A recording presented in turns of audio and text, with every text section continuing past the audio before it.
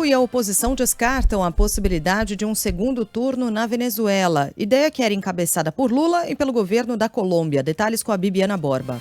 O regime de Nicolás Maduro e a oposição no país rejeitam a ideia de uma nova eleição na Venezuela. A líder opositora Maria Corina Machado disse ontem que a sugestão levantada pelo presidente brasileiro é um desrespeito ao povo venezuelano.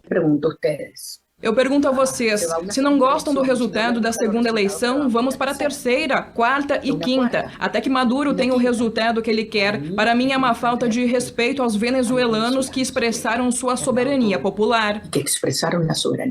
Lula deve voltar a conversar por telefone com o presidente dos Estados Unidos, Joe Biden, entre hoje e amanhã sobre a crise. Biden se confundiu nesta quinta-feira e chegou a responder a uma jornalista que apoiaria uma nova eleição na Venezuela, o que foi desmentido depois pela Casa Branca. Outra ideia nas tentativas de mediação, apoiada pelo presidente da Colômbia, Gustavo Petro, é a formação de um governo de coalizão com participação da oposição venezuelana. Novos protestos contra Maduro estão previstos para este sábado na Venezuela e em cidades da Europa, Ásia, África e Oceania. Tem toda a razão a Corina. A democracia da Venezuela começou a deteriorar-se por várias razões, tá? A história da Venezuela é bastante complexa, mas grosso modo, quando o dinheiro do petróleo, sem trocadilho, deixou de jorrar, quando o valor do barril diminuiu bastante no mercado internacional,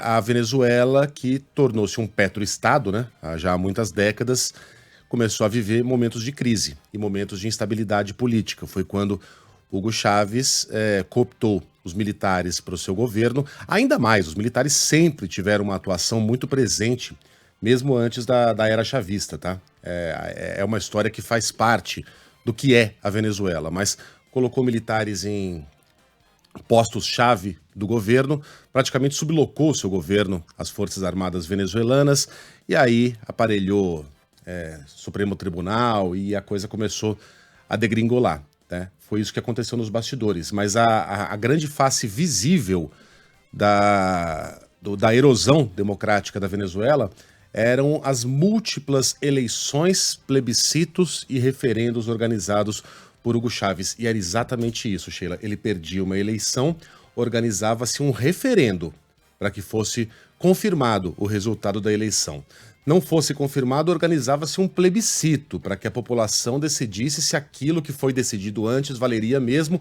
E foi isso que, numa época, o Lula chamou de excesso de democracia. Se tinha alguma coisa que aquilo não era excesso de democracia. Então por que teríamos um segundo turno? Ora, o primeiro valeu? É isso? E os dois mais votados se classificaram para o segundo turno, sendo que isso não estava previsto na regra? Ou não? Não valeu, mas a gente vai chamar de segundo turno para que não pareça que a gente está anulando uma eleição completa, mas faremos esse segundo turno com o mesmo pessoal organizando. Não fraudem dessa vez, hein, gente? O que a gente imagina que vai sair disso? Alguém imagina que vai sair um resultado justo ali que será respeitado pelo outro lado? Essa ideia não faz nem sentido. Fica a impressão de que o Brasil, de que a Colômbia estão tentando ganhar tempo. E, aliás, aparentemente é o que estão fazendo mesmo. O governo brasileiro não está sabendo para onde ir. Como se posicionar em relação àquilo que é tão claramente uma eleição fraudada.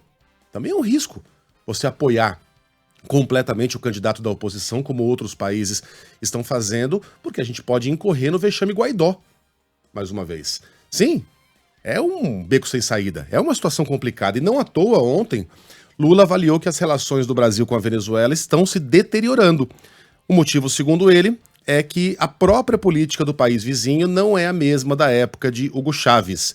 Lula, que falou à rádio TFM de Curitiba, disse que não é adequado ficar dando palpites sobre a política de outro país, mas reconheceu os problemas atuais da Venezuela. Não é fácil.